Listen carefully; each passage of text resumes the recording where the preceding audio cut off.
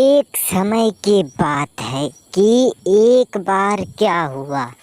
जब सौतेली माँ और बेटी में हुई लड़ाई, यह सोचने पर वह तो कहने लगती है, ये बहुत वैसी लड़की है।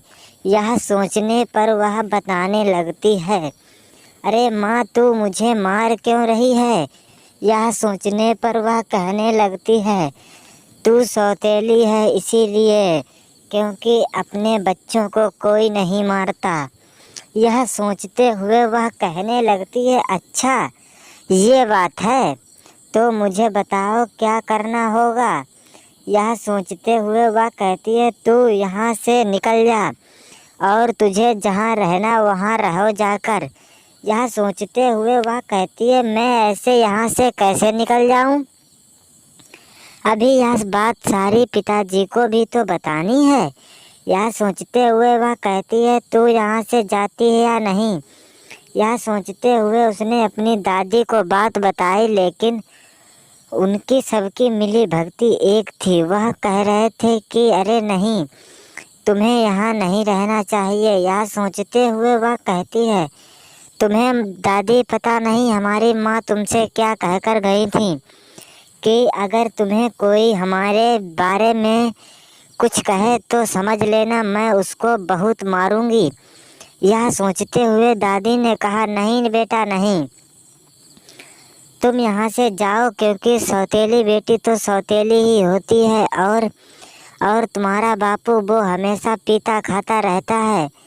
यह सोचते हुए बेटी ने कहा, अरे क्या करूँ दादी माँ, ये तो आजकल घर घर की लीला है, क्योंकि जो अपने होते हैं वे कभी अपने नहीं हुए और जो पराए होते हैं वे कभी अपने नहीं हुए। यह बेटी ने अपने शब्दों में कहते हुए दादी की आंखें खोली और कहा, अरे ये माँ जी आपकी बेटियां हैं। और वह अपनी बेटियों को इतना प्यार करती थी, कुछ कहने को नहीं। वह उन्हें अच्छा खाने को देती थी, अच्छा पहनने को, और वह बेचारी अपने एक ही मॉडर्न ड्रेस में घूमती थी।